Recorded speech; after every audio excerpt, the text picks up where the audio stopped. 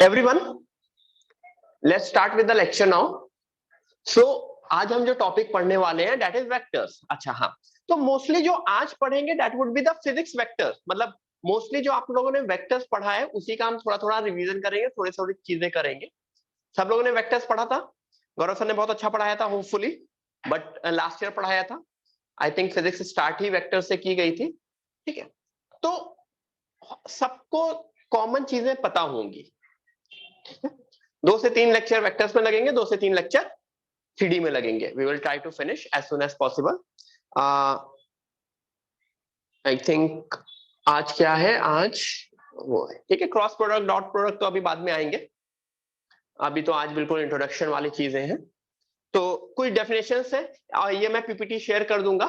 ठीक है, ठीक है वेदांत, तुम्हें टाइम टेबल में दिख जाएगा नेक्स्ट वीक के। जीरो और नल वेक्टर, जीरो और नल वेक्टर समझ में आता है? वेक्टर समझ में आता है? ठीक है, वेक्टर का साइन समझ में आता है? ऊपर ये बार की तरह लगा रहता था या एरो की तरह? मोस्टली मैं हर जगह अपना द चैप्टर नेम इज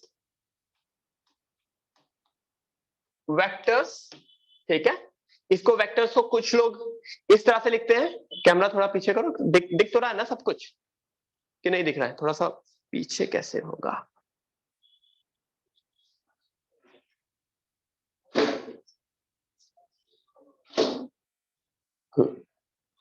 अभी ठीक है? ठीक है, तो the chapter name is vectors. इस तरह से या इस तरह से डिनोट किया जाता है कोई भी वेक्टर। ऊपर एक एरो बना रहता है या ऊपर एक बार बना रहता है, it's all the same thing. Bar बना होगा या एरो बना होगा। नल वेक्टर क्या होता है?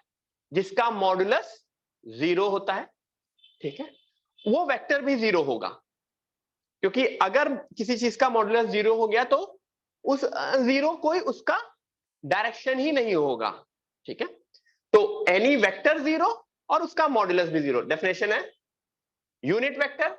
यूनिट वेक्टर क्या होता है? जिसका मॉडुलस 1 होता है। किस तरह से डिनोट किया जाता है? A cap. बाकी वेक्टर बार की तरह डिनोट किए जाते हैं, यूनिट वेक्टर ए कैप से डिनोट किया जाता है। ठीक है, कोलिनियर और पैरेलल वेक्टर्स, दो वेक्टर कोलिनियर या पैरेलल कब होते हैं? जब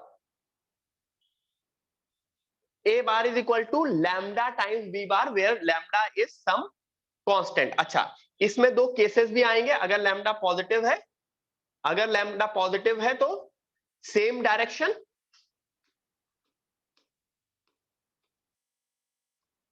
और अगर लैम्डा निगेटिव है तो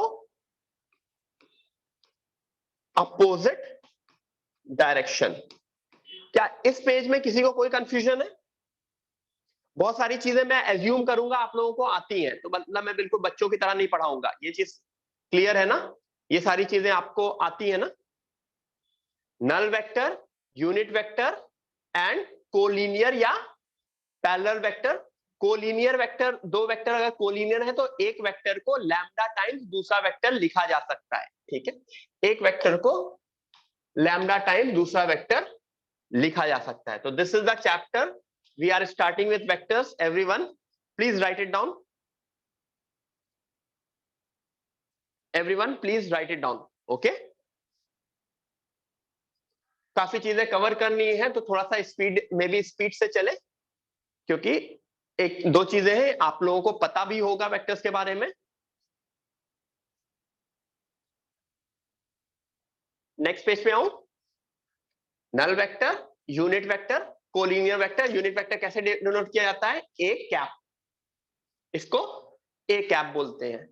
2 वेक्टर अगर सेम है तो कोलिनियर है। जैसे मान लो आपको 2i प्लस 3j, इसका कोलिनियर वेक्टर क्या 4i प्लस 6j होगा? क्या ये दोनों कोलिनियर वेक्टर्स हैं? यस। क्या ये -i -3/2j, क्या ये दोनों भी कोलिनियर है?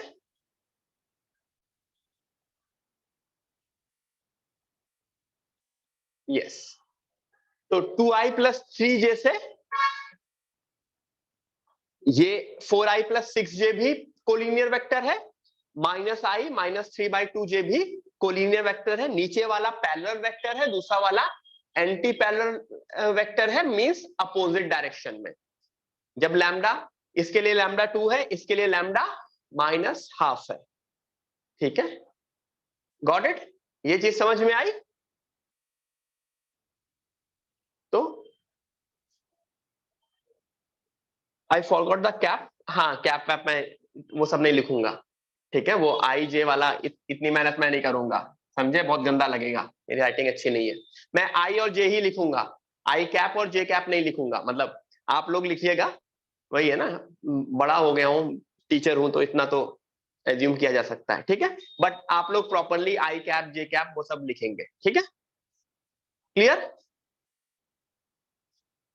अच्छा, को इनिशियल वेक्टर, को इनिशियल वेक्टर्स जो एक ही पॉइंट से शुरू हो रहे हो, को टर्मिनल वेक्टर्स जो एक ही पॉइंट पे एंड हो रहे हो,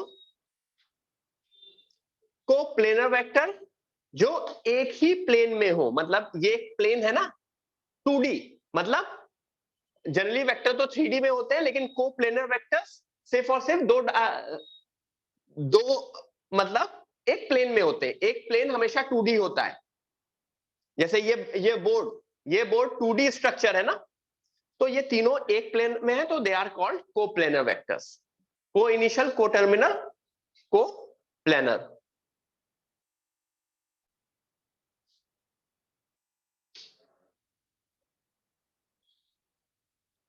आगे बढ़े।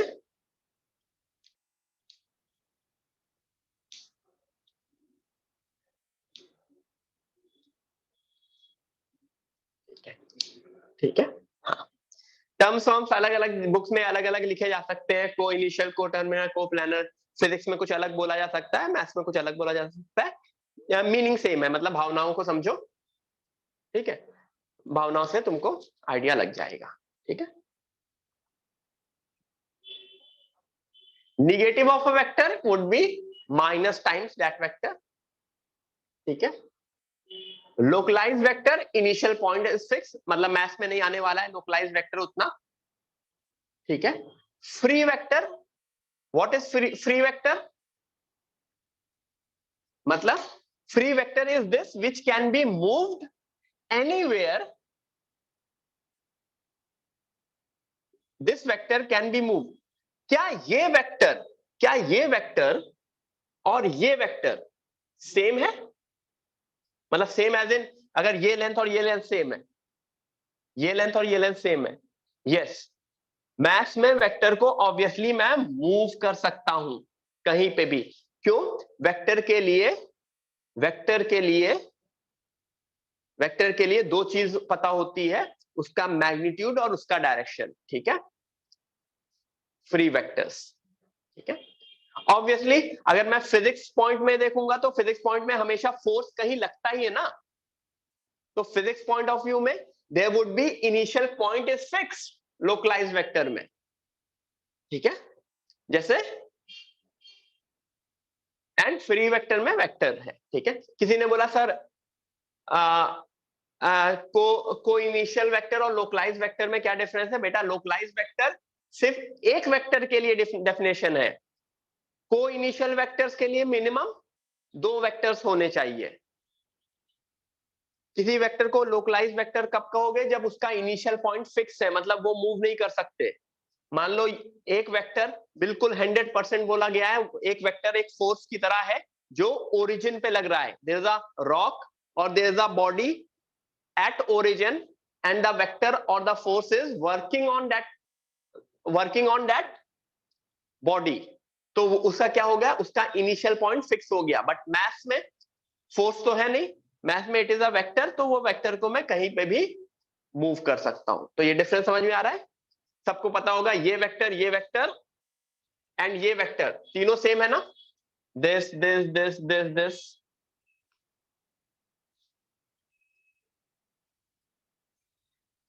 कंसिडरिंग मैंने मैग्नीट्यूड सबका सेम रखा है, I have kept the magnitude same.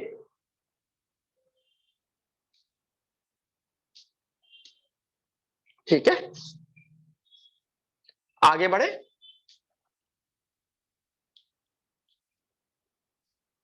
ठीक है,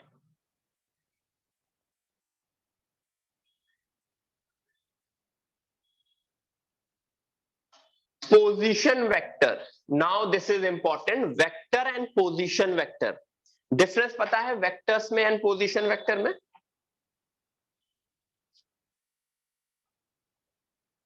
एनीवन?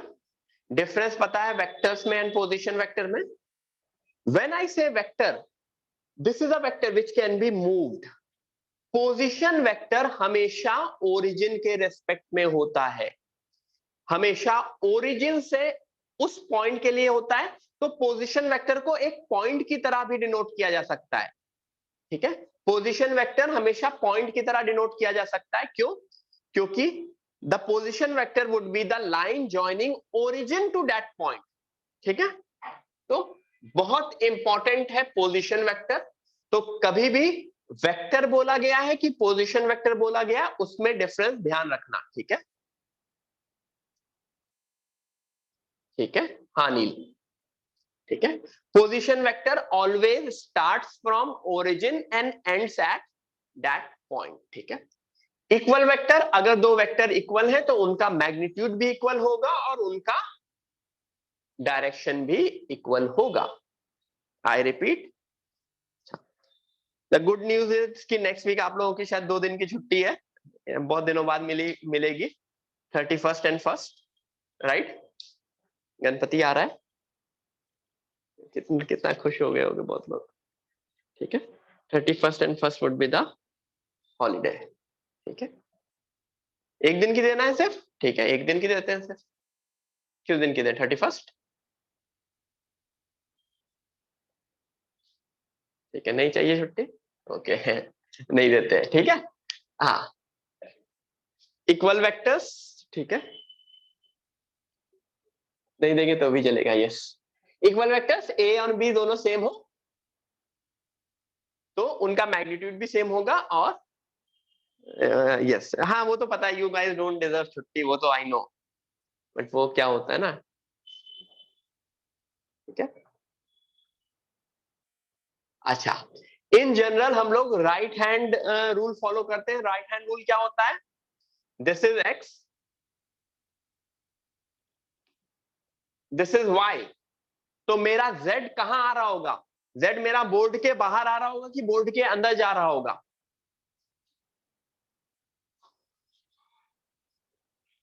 ठीक है, x y z, this is board के बाहर। ठीक है, x कैप, मतलब कैप नहीं होता, sorry, I cap J cap x Y Z, या आई cap J cap K cap. ठीक है, ये समझ में आ रहा है? एक्स वाई जेड, ये इसको किससे डिनोट किया जाता है? आई कैप, वाई को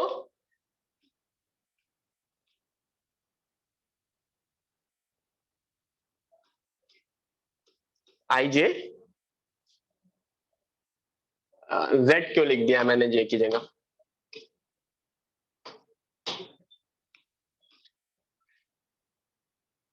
I J K, X Y Z is denoted by I cap, J cap, K cap। ठीक है, राइट हैंड रूल है। ऑब्वियसली कभी एग्जाम में ऐसा बोला जा सकता है कि we are following left handed system, तो बहुत मतलब स्पेशली एडवांस में ऐसा क्वेश्चन आ सकता है कि सबसे पहले इन अ लेफ्ट हैंडेड सिस्टम। तो जितनी भी चीजें आपने पढ़ी होंगी उसमें बहुत ध्यान रखना। ठीक है, इसमें एक्स वाई, तो जे जेड कहां जाएगा? बोर्ड के अंदर। ठीक है, जेड वुड बी बोर्ड के अंदर। ठीक है, ऑक्टेंट्स पता है आपको? मतलब ये सब लिखने की जरूरत नहीं है, पूरा का पूरा 3D सिस्टम में देयर वुड बी 8 ऑक्टेंट्स, मतलब 8 पार्ट्स में होगा ना, 8 पार्ट में। ठीक है, और हर उसका प्लस माइनस उसी तरह से डिवाइड होगा। क्यों 8 पार्ट में?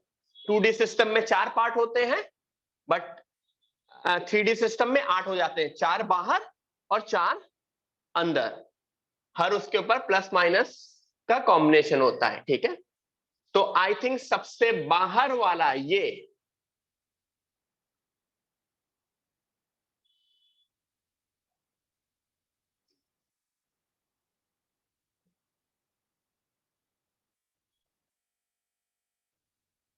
बॉक्स, ये जो सबसे बाहर वाला बॉक्स, अब 3D में एक्चुअली दिख नहीं पाएगा, ये सबसे बाहर वाला राइट हैंड पे जो सबसे बाहर वाला बॉक्स है, उसकी प्रॉपर्टी क्या है? उसका सब कुछ पॉजिटिव होगा, एक्स भी पॉजिटिव, वाई भी पॉजिटिव, जेड भी पॉजिटिव। ठीक है, ठीक है, क्यूब जैसा होगा।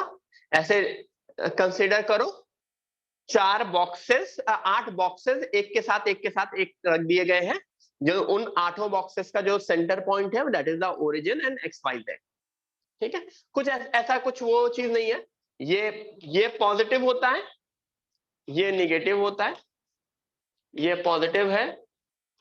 जिस तरह से कोऑर्डिनेट ज्योमेट्री में याद है ना, कोऑर्डिनेट ज्योमेट्री क्या है? कोऑर्डिनेट ज्योमेट्री 2D में आती है ना, एक्स एंड वाई में आती है। स्ट्रेट लाइन तुम एक्स एंड वाई में देखते हो, सर्कल तुम एक्स एंड वाई में देखते हो। वेक्टर एंड 3D में तीन डायमेंशन में आ गया, एक्स वाई जेड। ठीक है, वहां पे 2 एक्सेस थे, यहां पे 3 एक्सेस हो गए। ठीक है, अच्छा,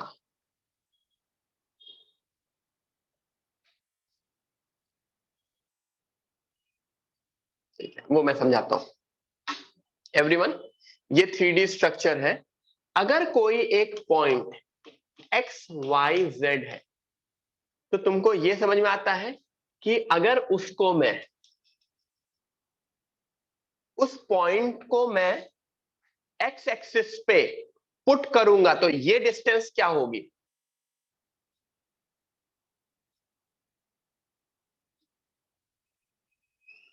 एक्स होगी। ठीक है, ये डिस्टेंस एक्स होगी। सिमिलरली हाइट वाली डिस्टेंस वाई होगी, एंड जितना जेड के लिए होगा वो जेड होगी। ठीक है, एक्स वाई जेड। अच्छा, अगर यही पॉइंट में, ये पॉइंट तुमको समझ में आ रहा है, यहां कहीं होगा, ये पॉइंट इस प्लेन पे नहीं होगा ना, प्लेन के थोड़ा सा आगे होगा ना। ये तो एक्स वाई प्लेन है, जेड कहां है? आगे है। तो अगर इस पॉइंट को, एवरीवन, अगर इस पॉइंट को मैंने एक्स वाई जेड पॉइंट, जो शायद कहीं बोर्ड के बाहर निकला हुआ था, let me consider the point जो कहीं बोर्ड के बाहर निकला था, उसको मैंने बोर्ड पे प्रोजेक्शन ले लिया, बोर्ड पे प्रोजेक्शन ले लिया, तो बोर्ड पे प्रोजेक्शन लेने पे वो किस प्लेन में चला गया? वो चला गया एक्स वाई प्लेन में। तो एक्स वाई प्लेन का पे जाने से क्या वो, उसका जेड कंपोनेंट 0 हो गया?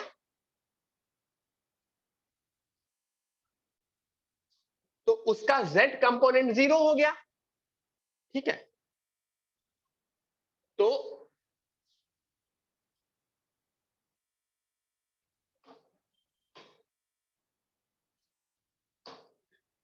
The projection of point P on xy plane would be, the projection of point P on xy plane would be x, y, 0। अच्छा, x, y, 0, ये चीज क्लियर है?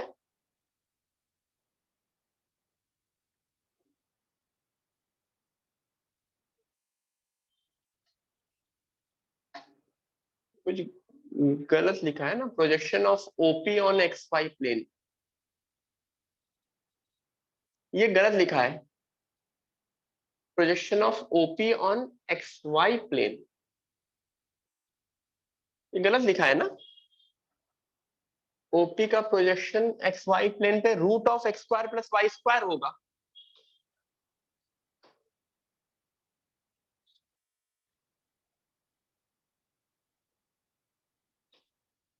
Projection of OP, when I say OP, OP का मतलब,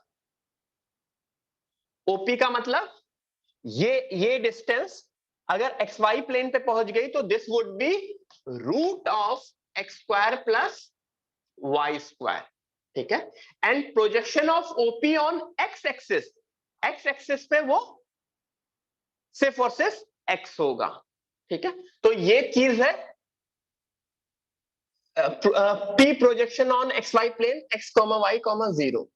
sir ने कुछ कुछ गलत लिख दिया है, उसको मैं सही कर देता हूं।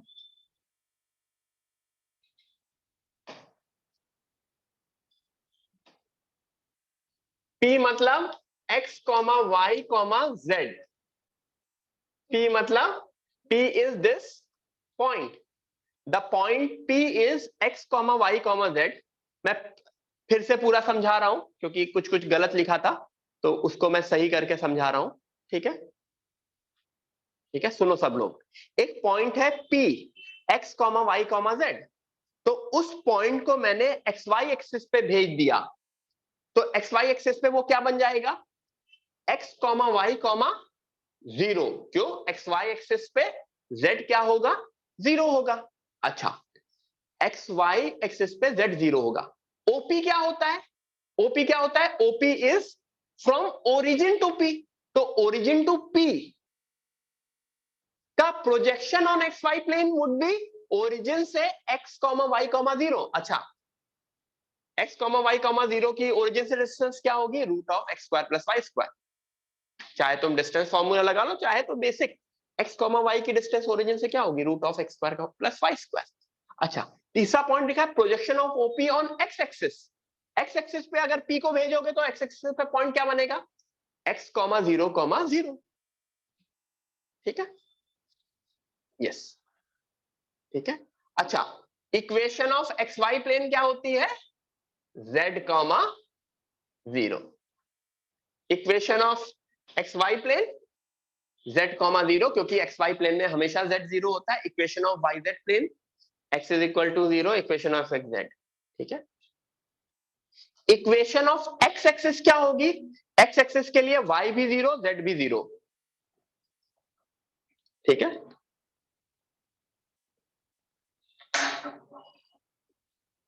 Everyone please write it down. Deepika ma'am या सिद्धांत,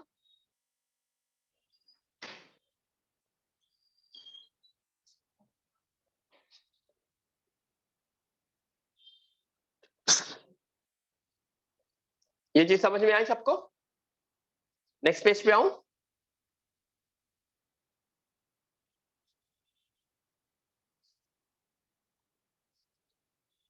वो माइनस एक्स है, क्या माइनस एक्स है, नहीं नहीं वो माइनस एक्स नहीं है, वो कोलन के लिए एक सिंबल होता है ना, काफी जगह कोलन में वैसा लिखा जाता है ना, इस तरह से, ये x है everyone, this is x only.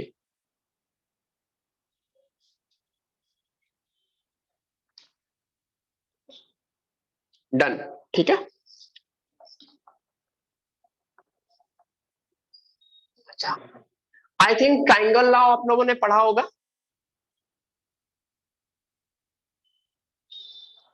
दोनों को मैं एरो बना के समझा देता हूं। इफ दिस इज, पहले दो, if this is a, this is b and this is c, तो आपको पता होगा a plus B plus c 0 होता है, ठीक है। अच्छा, ये रिजल्टेंट, ये इसको पैरेललोग्राम लॉ भी बोलते हैं या रिजल्टेंट वेक्टर बोलते हैं, ठीक है।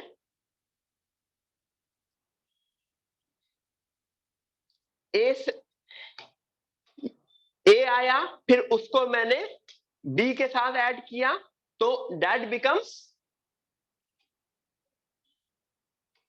सी, मतलब ए प्लस बी का मतलब ए का अगर इनिशियल है और उसके आगे मैंने बी जोड़ दिया तो ए के इनिशियल से बी के एंड पॉइंट को जा करके रिजल्टेंट सी मिलेगा। ठीक है, दोनों सेम ही है, पैरेललोग्राम लॉ और ये सेम ही है। क्यों? क्योंकि अगर मैं पैरेललोग्राम लॉ से नीचे वाला लॉ लाना चाहूंगा तो क्या होगा, a plus b is equal to minus सी।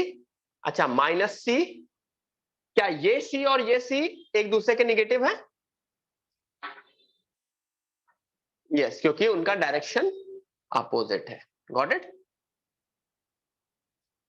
तो एक ट्राइंगल लॉ है, दूसरा पैरेललोग्राम या रिजल्टेंट लॉ है।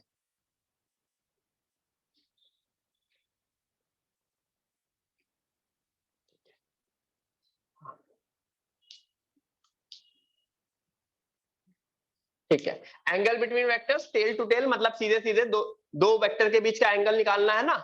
तो उन, क्योंकि एंगल को हम फ्रीली मूव कर सकते हैं, सॉरी वेक्टर को हम फ्रीली मूव कर सकते हैं। तो जैसे अगर ए एंड बी के बीच का एंगल निकालना है ना, यहाँ पे ए एंड बी का, तो उनके टेल टू टेल ज्वाइन कर दो। मतलब बी को तो एज इट इज रखो, ए को आगे मूव करके ये बन जाएगा ना। तो टेल टू टेल फिर एंगल निकाला जा सकता है। ठीक है, ठीक है, क्योंकि गड़बड़ गड़बड़ होती है, कुछ लोग ए एंड बी का एंगल ये बनाने लग जाते हैं, which is a wrong angle. Am I correct? जो मैंने उधर बनाया है that is a wrong angle. तो ए एंड बी का angle would be this angle. उनके टेल टू टेल ज्वाइन करोगे। ठीक है, ये चीज समझ में आ रही है ना? ए एंड बी का एंगल वो ट्राइंगल वाला एंगल नहीं होगा, it would be this angle.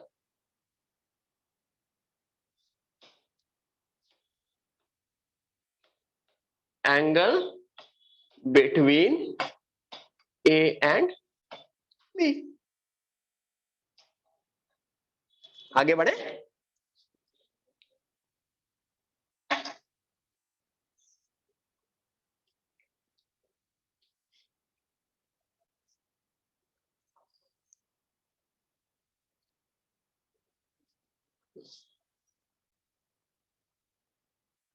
Application of triangle law.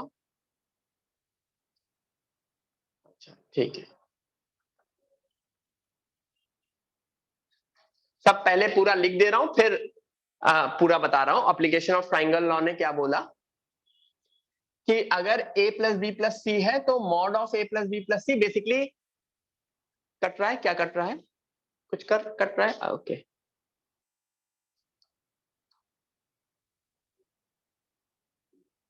अभी ठीक है, अभी ऑलमोस्ट सही है। ठीक है, application of a triangle law. कुछ सर ने वो गलत लिखा है ना।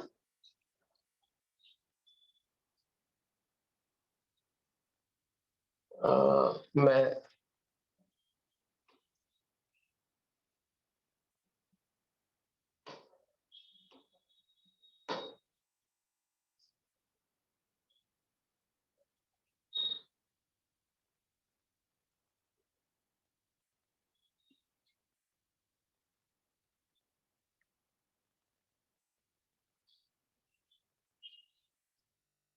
एवरीवन याद रखना, व्हाइट अगर यूज करूंगा तो व्हाइट से उड़ जाएगा। व्हाइट हाइलाइटर से क्या होगा? वो तो वापस आ जाएगा ना व्हाइट हाइलाइटर से।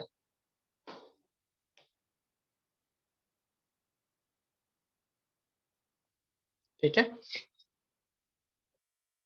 सुनना सब लोग, शायद पता होगा। हाँ, व्हाइट पेन यूज करूंगा तो हो जाएगा, लेकिन व्हाइट पेन कौन यूज करे? हाँ, व्हाइट पेन भी यूज करके देखते थे। व्हाइट पेन यूज किया और उसका, अच्छा वो नहीं इंक्रीज हो पाएगा। ठीक है, कौन इतनी मेहनत करेगा?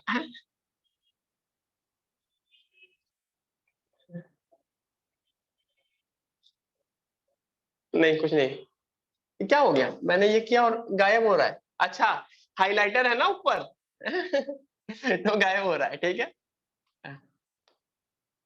एवरीवन सुनो, अगर ए प्लस बी का जो भी रिजल्टेंट वेक्टर या ट्राइंगल वाली चीज है, ठीक है, अब मुझे पढ़ने मत दो, यूज हाइलाइटर यूज वो, कुछ नहीं है, ठीक है।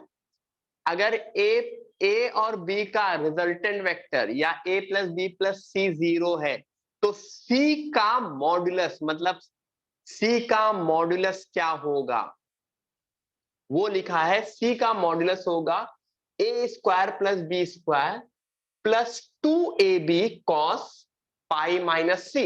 एक्चुअली होता है A square plus B square plus 2ab cos theta.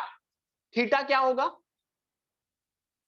Theta is the angle between A and B. Theta is the angle between A and B.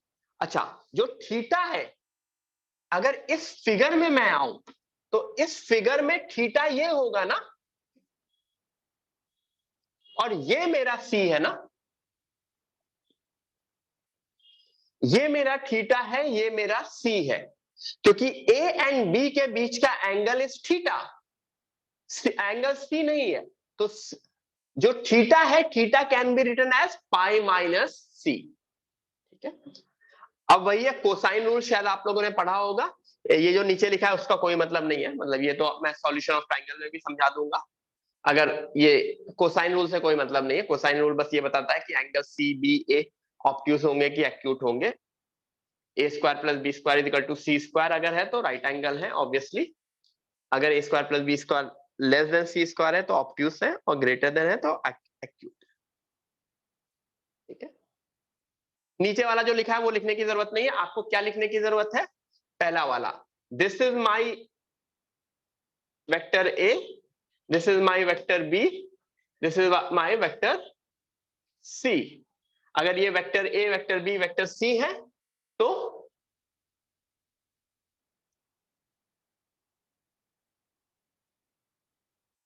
mod c would be a square plus b square plus 2ab cos theta, where theta is the angle between a and b.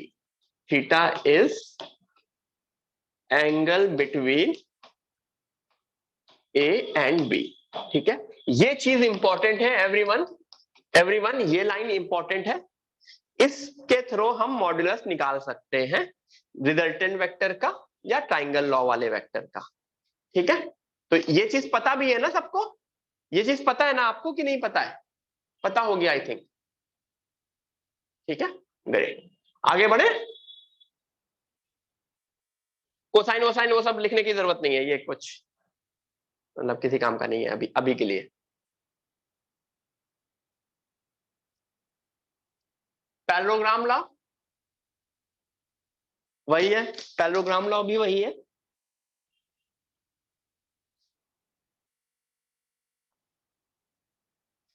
ठीक है।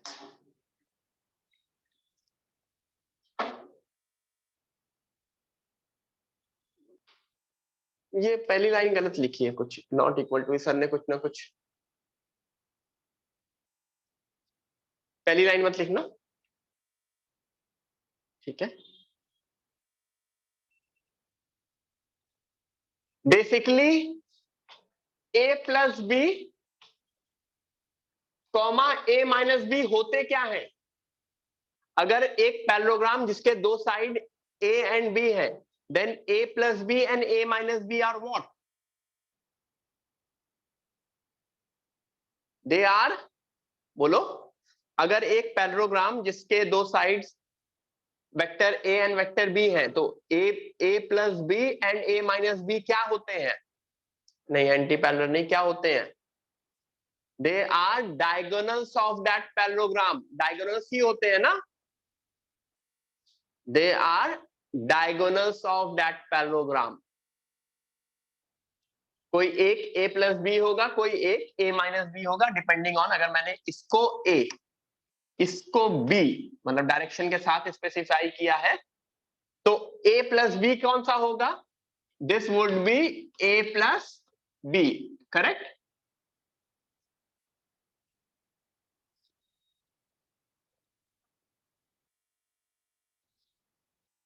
ठीक है, a minus b क्या होगा, ये दूसरी चीज a minus B होगी। बस मुझको ये बताओ, ये जो दूसरी चीज है, दूसरा डायगोनल है, उसका a माइनस बी का डायरेक्शन ऊपर साइड होना चाहिए कि नीचे साइड? कोई बताएगा, ऊपर साइड होगा कि नीचे साइड?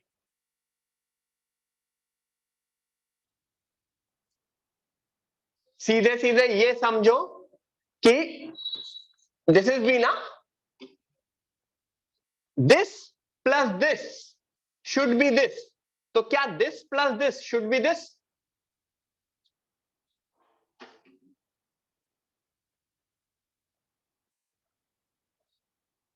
ऊपर का होगा कि नीचे का होगा a माइनस बी का, ये बताओ।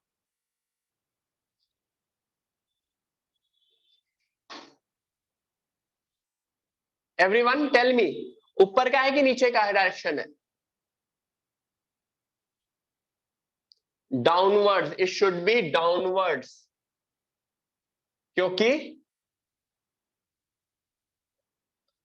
अगर ये डायरेक्शन ऊपर होता तो a plus a minus B, नहीं, a plus a minus B नहीं होता। लेकिन अगर ये डायरेक्शन नीचे होता तो फिर ऊपर वाला डायरेक्शन क्या बनता, b माइनस ए, तो a प्लस b माइनस ए होता। या फिर मैं हाईलाइट करके दूसरी तरह से दिखा देता हूं, this plus this should be this, तो क्या b plus a minus B is giving me a, ठीक है। तो वो समझने के लिए जैसा भी है, बट ये आपको पता होना चाहिए कि क्या डायरेक्शन कौन सा होगा, ठीक है। a प्लस बी का डायरेक्शन तो क्लियर है, a माइनस बी का डायरेक्शन, ठीक है। अच्छा, थीटा कौन सा एंगल होगा, वही थीटा एंगल अपना ये है, ठीक है। a प्लस बी के लिए, a माइनस बी के लिए यहां पे बस माइनस आ जाता है, a माइनस बी के लिए यहां पे माइनस आ जाता है। अच्छा, tan alpha D theta plus a plus B cos theta होता है, ठीक है। अल्फा क्या होता है, कोई idea?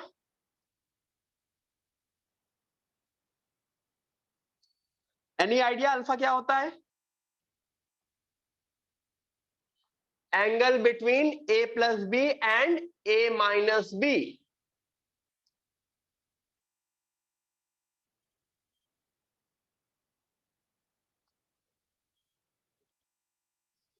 Is it correct? No, no, alpha क्या है, कोई और बताएगा? Alpha is this angle, alpha is this angle. कैसे? अगर मैंने ये पूरा ट्राइंगल बना दिया है, ये ट्राइंगल बना दिया, तो ये a plus B cos theta base है और b साइन थीटा हाइट है, तो tan alpha is b sine theta upon a plus B cos theta, ठीक है।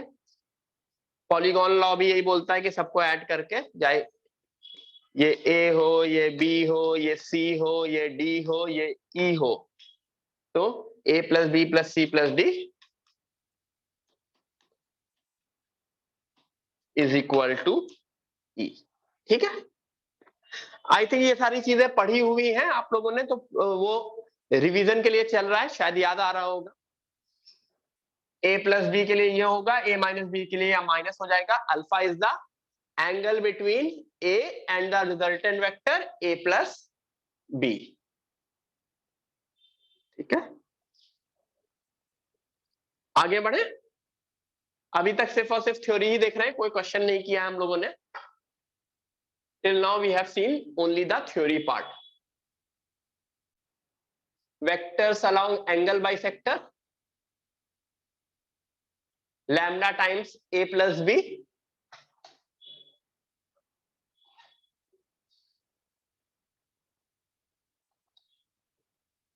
ठीक है, ठीक है। अच्छा, देखो लैम्डा, अगर मुझे दो वेक्टर का एंगल बाइसेक्टर वाला वेक्टर चाहिए तो वो कैसे मिलेगा? दो वेक्टर का एंगल बाइसेक्टर वाला एंगल चाहिए तो वो कैसा मिलेगा? मुझको वो दोनों वेक्टर के यूनिट वेक्टर को रिजल्टेंट करना है। क्यों? क्योंकि अगर उनका यूनिट वेक्टर बना दिया, अभी मेरे पास ये वेक्टर था, तो ये क्या बन रहा है? ये पैरेललोग्राम बन रहा है ना एवरीवन? क्या ये पैरेललोग्राम बनेगा? यस। अब ये ए था, ये बी था, अब मैंने ए एंड बी के दोनों के यूनिट वेक्टर उठा लिए, तो अब ये क्या बनेगा? क्या ये अब एक रोम्बस बनेगा? यूनिट वेक्टर उठाने के लिए, यूनिट वेक्टर होने के बाद ये रोम्बस बन जाएगा, और रोम्बस का डायगोनल बाइसेक्ट करता है, पैरेललोग्राम का डायगोनल बाइसेक्ट नहीं करता है।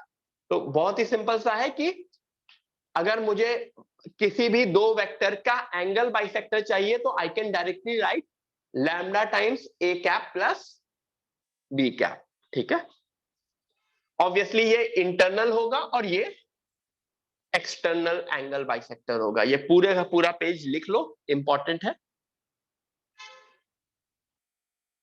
एवरीवन, पूरा पेज लिख लो, इंपॉर्टेंट है। मैं पानी पी के आता हूं, ठीक है?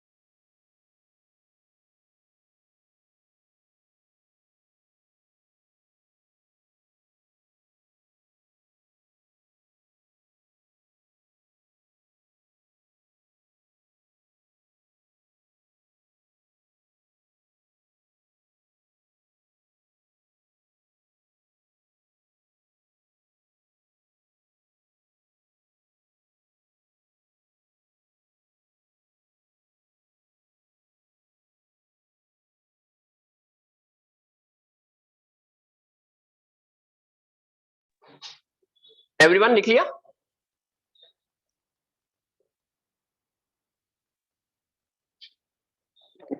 ठीक है, ग्रेट। स्लाइड्स भी मैं शेयर कर दूंगा इनकेस अगर किसी ने मिस किया, डोंट वरी। चलो, बहुत टाइम बाद एक क्वेश्चन मिला तुमको।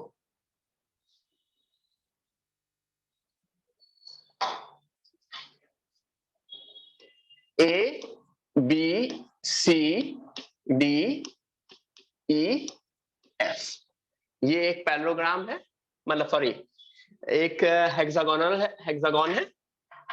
This is a hexagon, 6 sides हैं, A B C D E F. ठीक है, तो AD plus EB, AD plus EB plus F C, इसकी वैल्यू क्या होगी? सॉल्व करो और बताओ।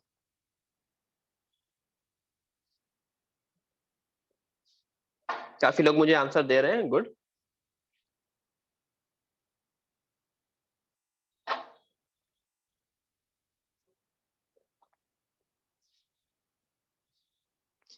ला ला ला ला ला ला ला ला ला ला ला ला ला।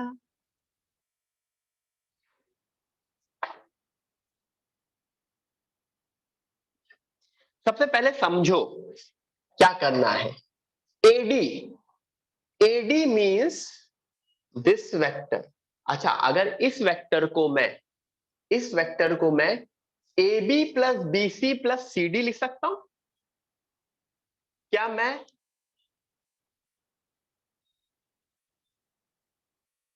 ये हटाओ पहली लाइन, क्या मैं एडी को A B plus B C plus C D लिख सकता हूं? लिख सकता हूं। क्या मैं ईबी को ईबी को ED plus DC plus CB लिख सकता हूं? तो अगर मैंने इन दोनों को ऐड किया, एडी प्लस ईबी, क्या क्या कैंसिल होगा और क्या क्या बचेगा? देखो, बीसी और सीबी कैंसिल होगा। बीसी और सीबी क्यों? They are anti parallel. CD and DC cancel होगा, बचेगा क्या? AB plus ED. अच्छा, एनी आइडिया ईडी और एबी में क्या रिलेशन है? ईडी और एबी में क्या रिलेशन है? They are same, they are equal. जो एबी है वही ईडी है। तो क्या ये 2 टाइम्स एबी बना? यस। अच्छा, एफसी बच गया। एफसी, एफसी क्या है? अगर मैं एफसी के बारे में बात करूं तो एफसी और एबी का डायरेक्शन तो सेम है। All I need to care about magnitude, क्योंकि अगर डायरेक्शन सेम हो गया तो all I need to care about is magnitude. तो मुझको ये बताओ, अगर दोनों का डायरेक्शन सेम है तो magnitude wise this is our regular hexagon. Regular hexagon, तो रेगुलर हेक्सागन में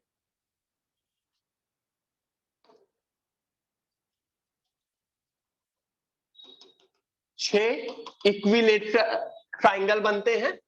तो तुमको ये समझ में आना चाहिए F C should be equal to, F C is equal to A B. क्यों? रेगुलर हेक्सागन की प्रॉपर्टी होती है 6 इक्वल ट्राइंगल इक्विलेटरल ट्राइंगल से, तो F C is equal to 2ab। तो answer is 4ab। The correct answer is C. Got it?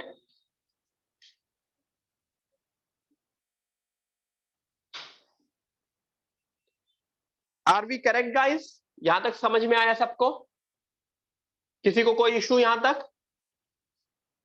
ठीक है। Mostly आज की क्लास में मोस्टली कुछ भी नया नहीं होगा। इवन दो आपको मैसेज आया था I am starting a new chapter, but this is not a new chapter for you guys. This is a old chapter. I am just revising, I am not assuming.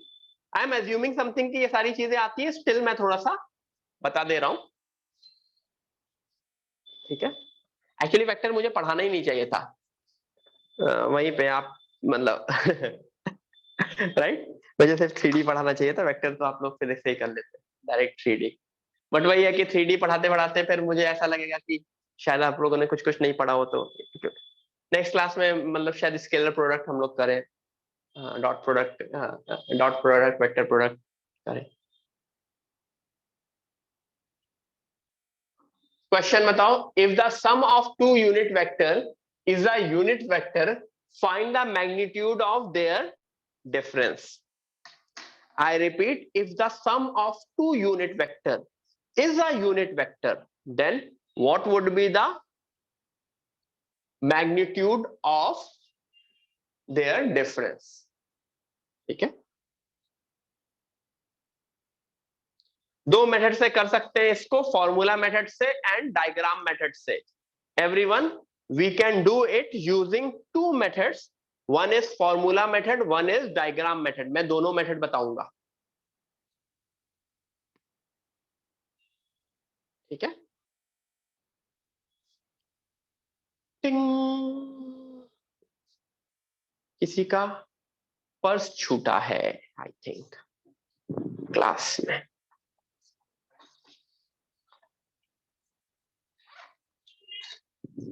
जिसमें खूब सारे markers and pencil रखी है। ये लड़के का होगा कि लड़की का? पक्का लड़की का। ठीक है। ठीक है। पैसे हैं तो तुम्हारे पैसे हाँ, दे देता हूँ, 1 मिनट वेट कर।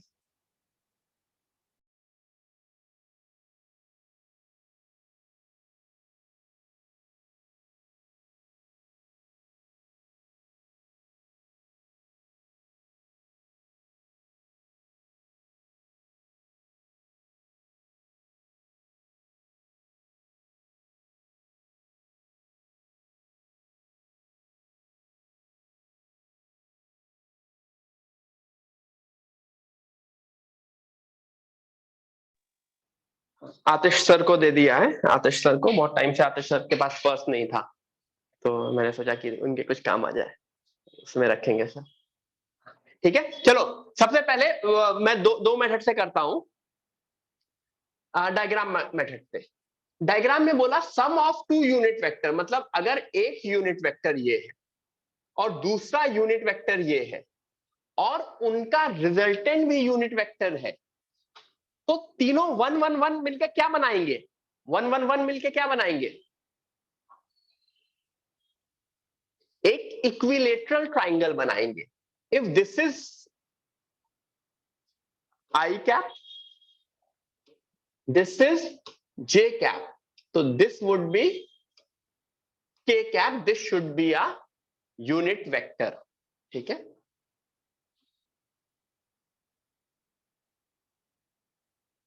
आई कैप जे कैप मैंने गलत लिख दिया है, sorry, I cap J cap नहीं लिखना चाहिए, क्योंकि वो I cap J cap K cap specifically X Y Z axis के लिए होता है। यहां पे मैं ए कैप, बी कैप और सी कैप लिखता हूं। ठीक है, अच्छा, इसकी वजह से क्या पता चल गया कि ए एंड बी के बीच का एंगल क्या है? क्या पता चल गया इससे? ए एंड बी के बीच का एंगल क्या है? कुछ लोग मुझे 60 डिग्री बोल रहे हैं। The correct answer is 120 degree. Yes, काफी लोग मुझको करेक्ट आंसर दिख रहे हैं। ए एंड बी के बीच का एंगल 120 डिग्री है। ठीक है, तो फॉर्मूला ए माइनस बी के लिए क्या होगा?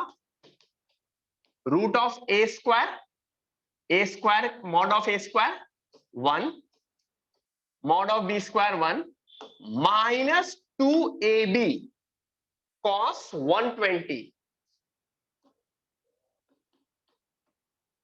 अच्छा, कॉस 120 डिग्री की वैल्यू शायद हाफ होती है, am I correct? Minus half, sorry half नहीं, माइनस हाफ, तो माइनस हाफ इंटू -2, और ए कैप ए बी तो 1 1 है, तो क्या यहां पे root of 1 square plus 1 square plus 2 into half हो जाएगा, क्योंकि उसकी वैल्यू माइनस हाफ होती है। तो क्या answer root of 1 plus 1 plus 1 means √3 आएगा? Is the answer √3? यस। अच्छा, अगर इसका फॉर्मूले से बोलते तो मॉड सी का फॉर्मूला क्या था? Root of A square plus B square plus 2ab cos theta. ये भी 1 दे रखा है, ये भी 1 plus 1 plus 2 times cos theta. अच्छा, ओपन कर दिया, ओपन कर दिया, तो आई थिंक जो वो बन गया 1 is equal to 2 plus 2 cos theta. तो आई थिंक यहां से भी कॉस थीटा की वैल्यू माइनस हाफ आ गई। उसके बाद आप इस फॉर्मूले में पुट कर सकते हो। तो चाहे ये वे है, फॉर्मूला मेथड है जिससे कॉस थीटा की वैल्यू निकालो, चाहे अपना डायग्राम के थ्रू गेस कर सको। ठीक है, मोस्टली लोग फॉर्मूला मेथड यूज करते हैं, क्योंकि ये डायग्राम तो एक बहुत ही स्पेसिफिक डायग्राम आ गया, but generally we use formula method. Okay, जिससे मैं कॉस थीटा निकाल सकता हूं। Clear? Yes, great.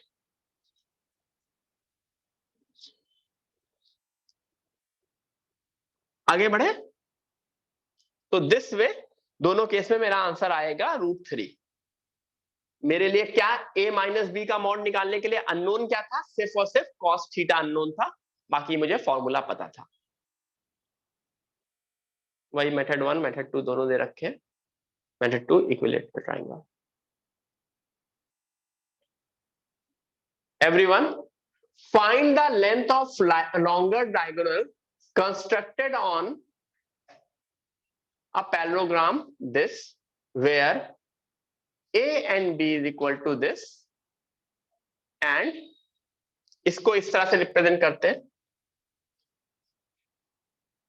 A and B के बीच का angle is π/4।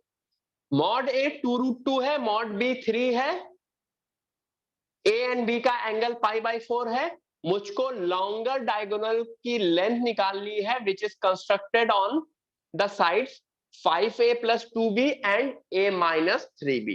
Everyone, I will give you 5 minutes for it. 5 minute में मुझको आंसर चाहिए, ठीक है? Do it everyone.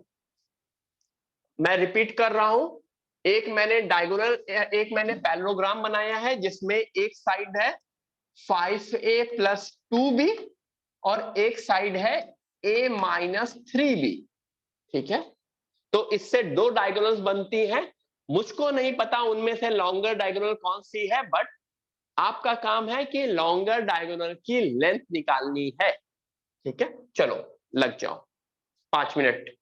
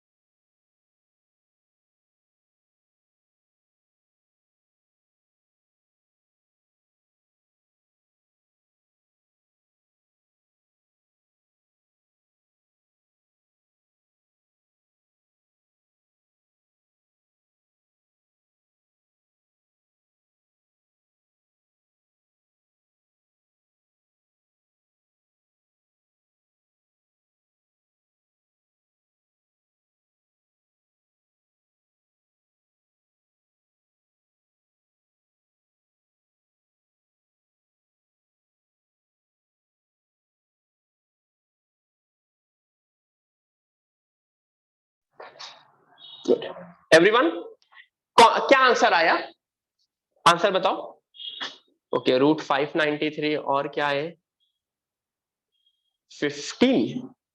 आंसर बताओ गाइस, जिसका जिसका आंसर आया आंसर बताओ। अच्छा, तुमको समझ में आता है कि दो डायगोनल्स क्या होंगे? एक डायगोनल होगा इनका एडिशन। किसका एडिशन?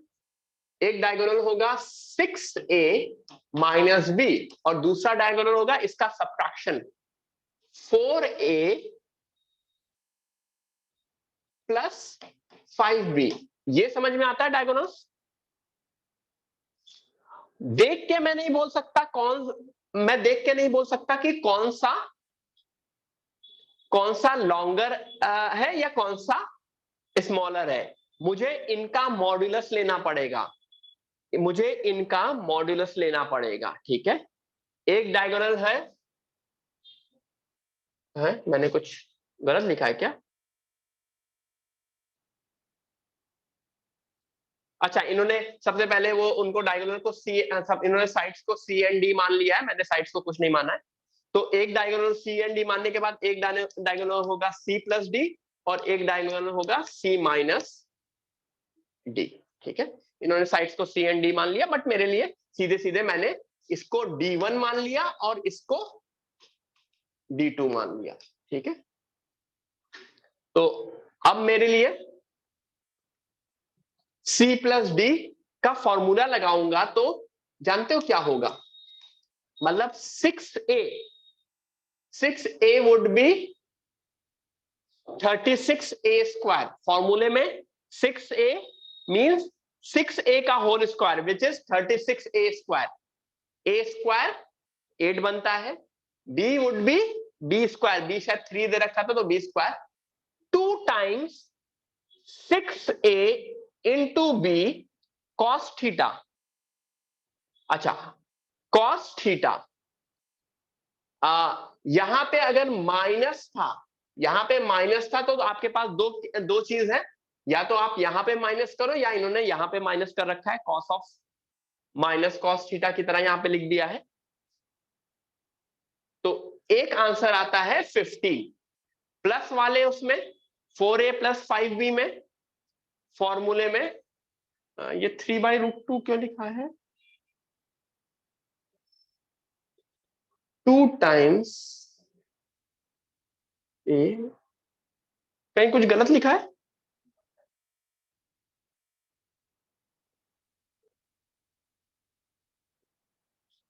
(3/√2) इसका 1/√2 कहां गया? ए एंड बी के बीच का एंगल तो π/4 था ना। 16 25 प्लस 2 टाइम्स 4a। अच्छा, इन्होंने 3 और वो रूट एक साथ लिख दिया है। हाँ, ये अगर सही से लिखूंगा तो वो 1/√2 होगा। ये मतलब उन्होंने एक्चुअली एक साथ लिख दिया तो मैं कंफ्यूज हो गया। ये 3 बी से आया है और 1/√2 आगे आ रहा होगा, ठीक है। तो रूट 593 दोनों मुझे निकालने होंगे और उनमें से जो लॉन्गर डायगोनल होगा that would be my answer. कौन सा लॉन्गर डायगोनल है? I think root 593 is the longer diagonal. Am I correct? Is it correct guys? Yes, ठीक है। सी प्लस डी में माइनस बी, यहां पे माइनस था तो आपके पास दो ऑप्शन थे, या तो आप यहां पे माइनस लिखते, चाहे आपने यहां पे cos थीटा के आगे माइनस लिख दिया। एक्चुअली फॉर्मूले में जनरली मैं यहां पे माइनस लिखता हूं, वो सॉल्यूशन में यहां पे लिख दिया। It is all the same thing, ठीक है। अगर यहां पे माइनस है तो या तो यहां माइनस आएगा या माइनस cos थीटा आएगा, प्लस है तो एवरीथिंग वुड बी प्लस, ठीक है। एंगल π/4 गिवन था, इस वजह से cos थीटा की वैल्यू 1/√2 आई। तो दूसरे वाले पॉजिटिव वाले केस में सिर्फ और 1/√2 लिया। यहां पे सिंस इन्होंने यहां पे पॉजिटिव ले लिया तो मैं cos थीटा के साथ आगे नेगेटिव आऊंगा, ठीक है। तो answer is root 593। Why? This is the longer diagonal, ठीक है। चलो आगे बढ़े, आगे बढ़े। हाँ, ये क्वेश्चन घर में कर लेना। Find the unit vector along the internal angle bisector. तो क्या था, आपको अगर दो वेक्टर्स दिए थे तो सबसे पहले अगर इंटरनल एंगल बाइसेक्टर निकालना था तो उन वेक्टर का क्या बनाना था, उन वेक्टर्स को क्या बनाना था। चलो कर ही लेते हैं, यही कर लेते हैं, क्यों घर में करो, वैसे भी घर में कुछ नहीं करते तुम लोग। ठीक है, find the unit vector along the internal angle bisector.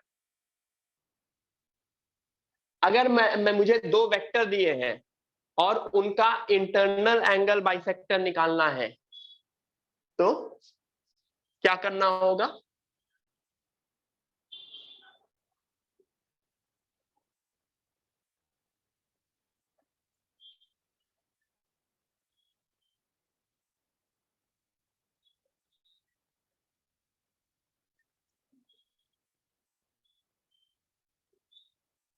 उनको यूनिट वेक्टर बनाना पड़ेगा, मतलब मुझे ए बार को यूनिट वेक्टर बनाना पड़ेगा। और याद करो, अगर यूनिट वेक्टर बनाने के लिए क्या करना होता है, उसके मॉड्यूलस से डिवाइड करना।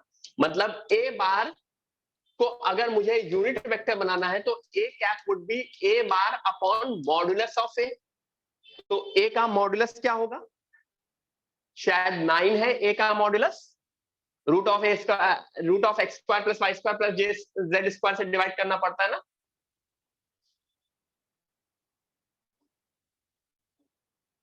49 plus 16 plus 16, that is 81. Similarly, b cap would be 2 square plus 2 square plus 1 square. अब बस ये दोनों यूनिट वेक्टर बन गए, तो जो उनका इंटरनल एंगल बाइसेक्टर होगा वो ये बन जाएगा। ठीक है, फिर उसका यूनिट वेक्टर मैं अगेन निकाल सकता हूं।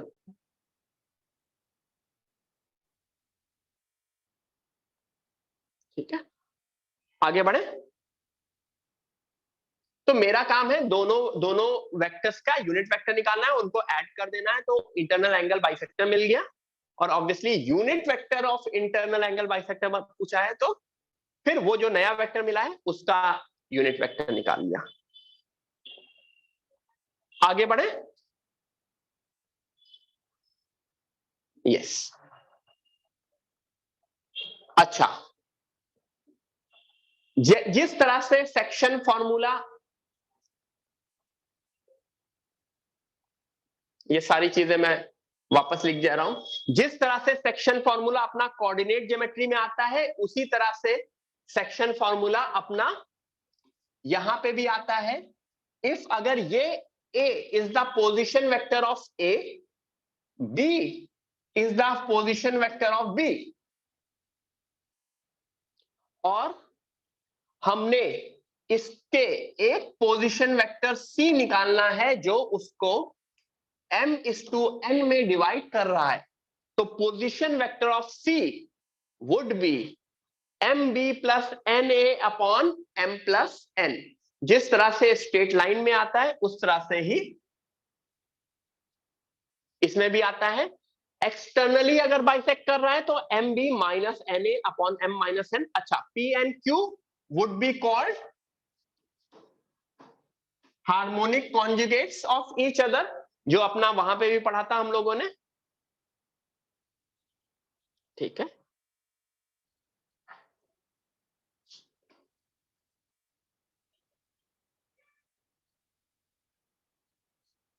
ठीक है।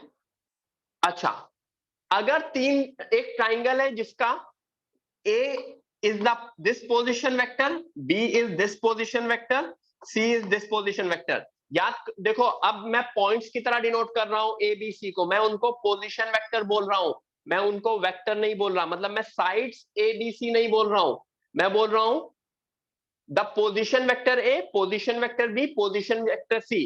तो उसका सेंट्रॉइड का फॉर्मूला क्या होगा, उसके सेंट्रॉइड का फॉर्मूला क्या होगा, a plus B plus C by 3। और उसके इन सेंटर का फॉर्मूला क्या होगा, A bar plus B bar plus C bar upon A plus B plus C. ये सारी की सारी चीजें वापस आपको सॉल्यूशन ऑफ ट्राइंगल में भी ये फॉर्मूला लिखाया जाएगा। सॉल्यूशन ऑफ ट्राइंगल में ये वाला इन सेंटर वाला, और शायद कोऑर्डिनेट ज्योमेट्री में भी बताया था कि नहीं बताया था, स्ट्रेट लाइन के टाइम ये इन सेंटर का फॉर्मूला बताया था, आई थिंक बताया होगा। ax1 plus bx2 plus cx3 upon a plus b plus c। ठीक है, ये सेंट्रॉइड का फॉर्मूला होता है, ये इन सेंटर का फॉर्मूला होता है। सिर्फ और सिर्फ पॉइंट्स की जगह उनको उसके पोजीशन वेक्टर से रिप्लेस कर दो। ए का पोजीशन वेक्टर, बी का पोजीशन वेक्टर है, सी का पोजीशन वेक्टर। और यहाँ पे जो ये ए बी सी है, ये साइड्स ऑफ द ट्राइंगल्स है। ठीक है, मेन ये मुझको सेक्शन फॉर्मूला पता होना चाहिए। और ध्यान रखो, ये जो जितने भी फॉर्मूलेस हैं, सेक्शन फॉर्मूले या ये वाले, इनमें a B C are the a bar b bar c bar are the position vectors of a b and c. आगे बढ़े।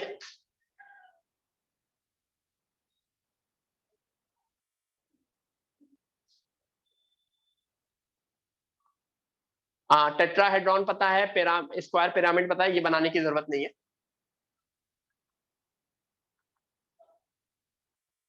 टेट्राहेड्रॉन में वो टेट्राहेड्रॉन में जो सेंट्रॉइड होता है, अगर चार, क्योंकि टेट्राहेड्रॉन में चार पोजीशंस होती है ना, this is a B C d, उसका सेंट्रॉइड कैसे निकलता है, a plus B plus c excuse me plus d by 4।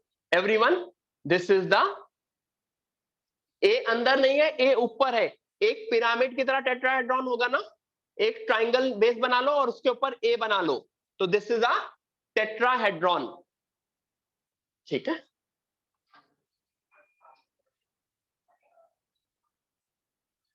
ठीक है, ये चीज किसी काम की नहीं है, ये बेसिकली प्रूफ था, प्रूफ लिखने के लिए। पहले ट्राइंगल का मैं बनाऊंगा, फिर वो 1:3 में करता था, बट प्रूफ लिखने की कोई जरूरत नहीं है। सीधे सीधे ट्राइंगल के लिए सेंट्रॉइड क्या होगा, a plus B plus C by 3। Tetrahedron के लिए सेंट्रॉइड क्या होगा, a plus B plus c plus d by 3। ठीक है, ठीक है।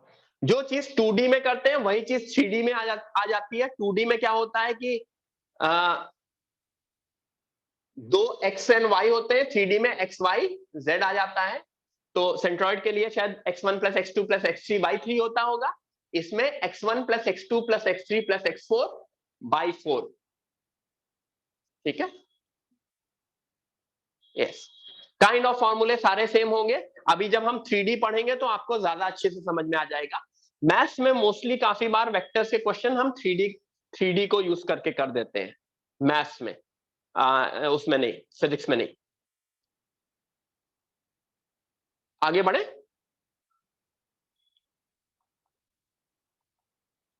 पैरेललोपिपेड पता है क्या होती है? नहीं अद्वैत, कोई जरूरत नहीं है उसकी। पैरेललोपिपेड,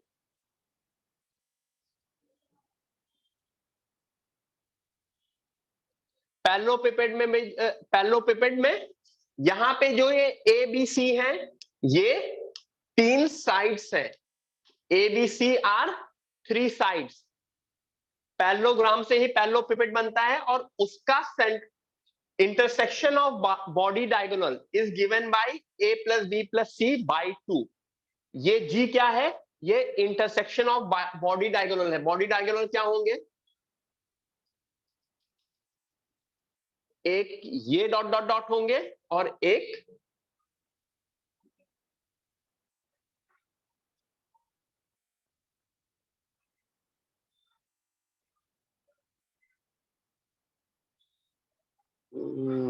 जो इसने यहां से वहां गया है, तो ये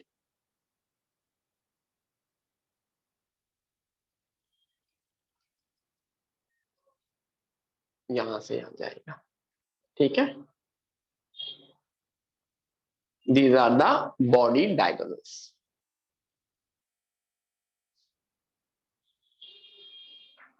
ठीक है, G is equal to a plus B plus C by 2 upon 2। याद ध्यान रखना, अपॉन 2 रहेगा।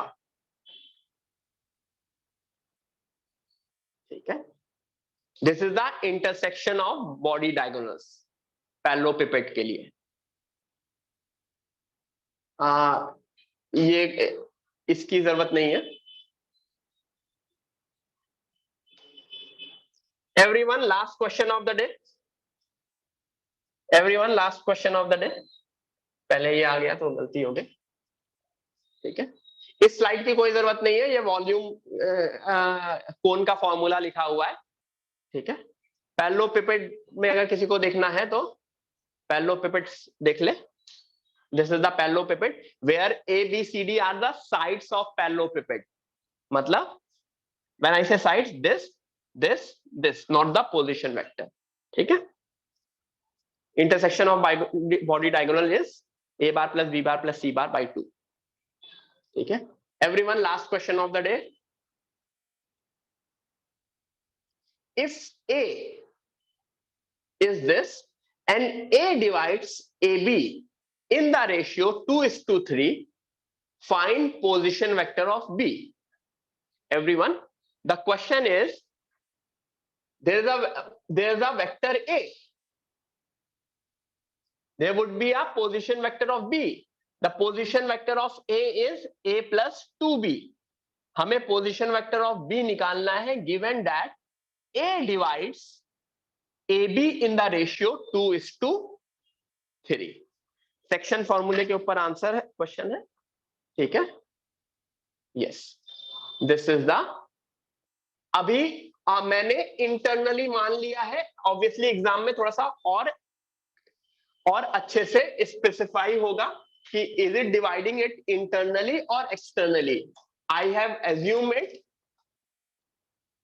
इंटरनली, ठीक है।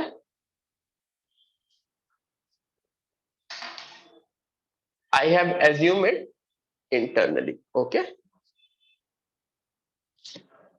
चलो बताओ, करो, लास्ट क्वेश्चन है आज का, उसके बाद डन, उसके बाद करेंगे डिनर।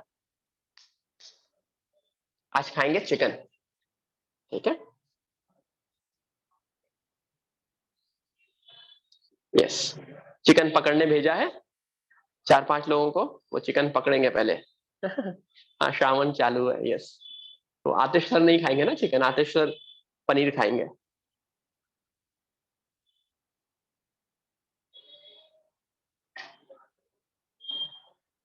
शेयर डिवाइड बाय 2,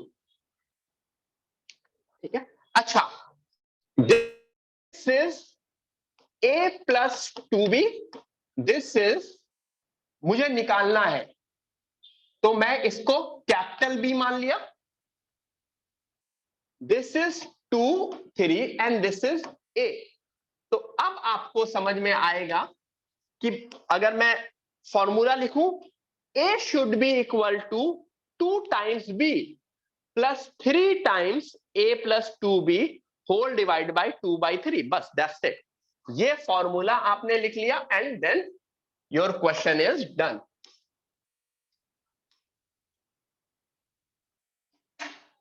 देखो, a is equal to 2 times b plus 3 times this whole divided by 2 plus 3. Got it? तो b comes out to be a minus 3b, ठीक है। तो यहां तक हम लोगों ने कर लिया, ठीक है। This was the basic introduction of the vectors today.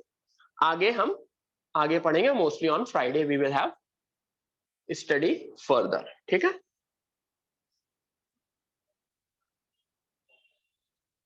Next Wednesday छुट्टी है ना, शिट, ठीक है। नेक्स्ट वेडनेसडे 31st आ रहा है ना, ठीक है। Everyone, there is a chance कि मैं ट्यूसडे लेक्चर ले लूं, in that case there is a chance, slight chance, ठीक है।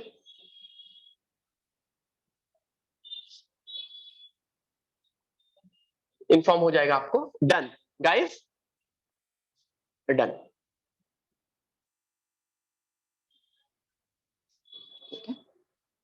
एवरीवन। चलो, बाय बाय, बाय